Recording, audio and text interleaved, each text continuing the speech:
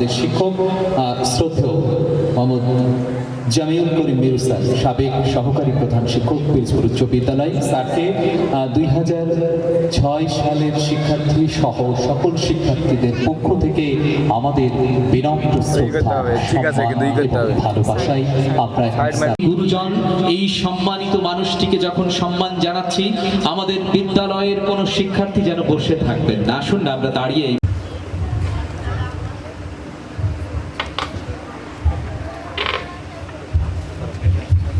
এরপরেই 2006 সালের শিক্ষার্থীদের পক্ষ থেকে হিমেল ও তার ব্যাচ, আমি এরপরেই আমরা এখন এটি ক্রেস্ট স্যারের হাতে তুলে দিতে চাই।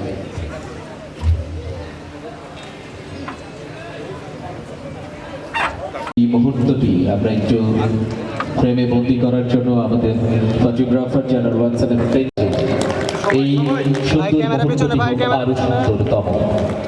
হে গুরু, আগামী দিন গুরু, আমরা চাই আপনি সুস্থ সুন্দর জীবন অতিবাহিত করুন, অবসর জীবন হোক আনন্দের সুখ।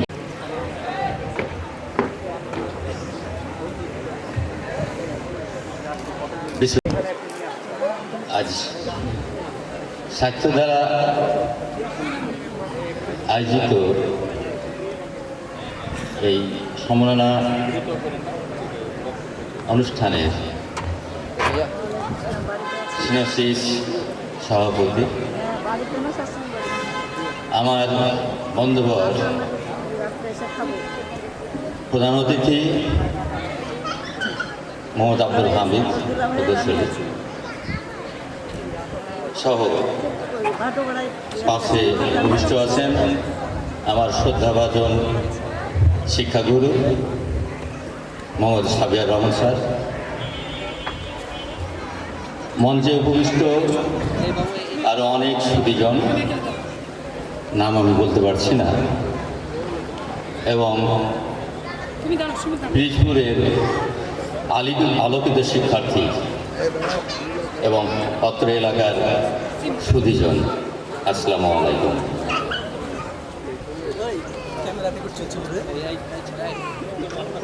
অগ্রিম প্রথমেই নববর্ষের শুভেচ্ছা জানাচ্ছি। অত্র এলাকার যারা আলোকিত, পিরোজপুর স্কুলের না কিন্তু আলোকিত মানুষ, তাদেরকেও সম্বোধনা দেওয়া হচ্ছে।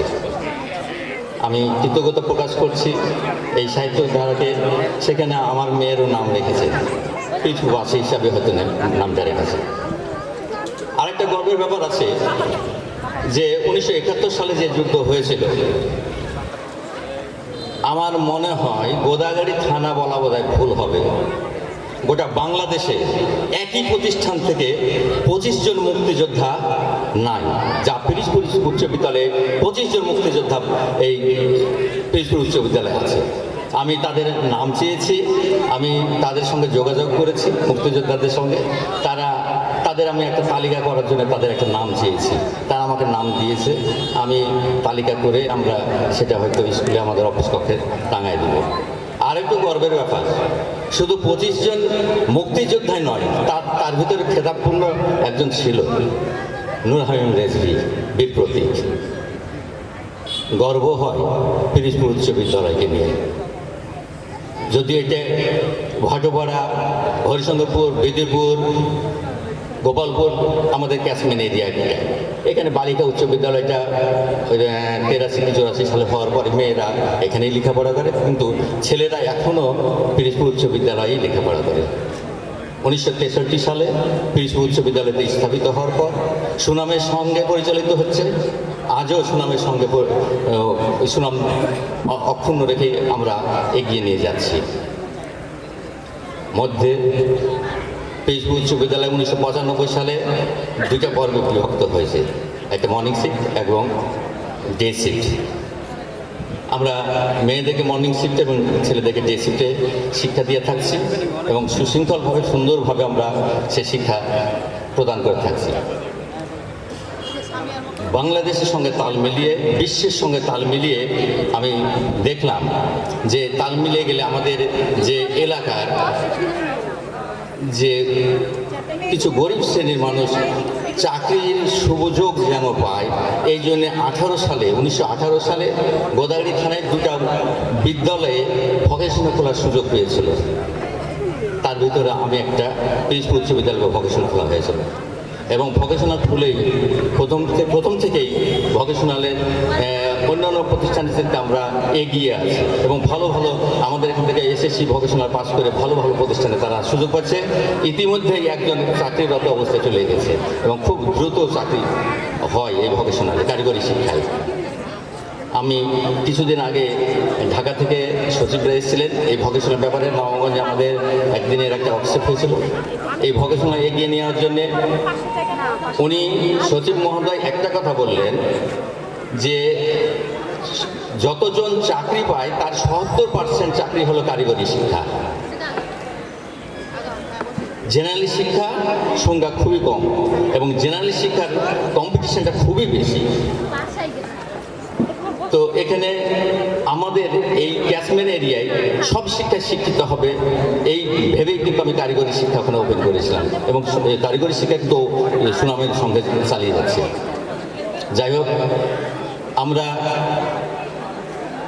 আমাদের এই প্রোগ্রামগুলো সাহিত্য দ্বারা সুন্দরভাবে চালিয়ে যাচ্ছে।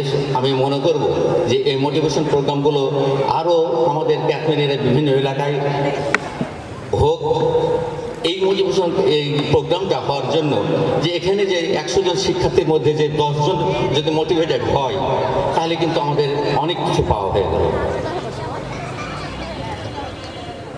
আমি আশা করি যে এই মোটিভেশন প্রোগ্রামটার জন্য কিন্তু অবশ্যই কেউ না কেউ এখানে কোনো না কোনো শিক্ষার্থী মোটিভেশন করছে। আমি আমার মনের ভিতরে যখন উজ্জ্বল কথা বলছিল আমার মনের ভিতরে প্রতিক্রিয়া সৃষ্টি হয়েছিল এবং খুব মনোযোগ সহকারে তার কথাগুলো আমি শুনেছি।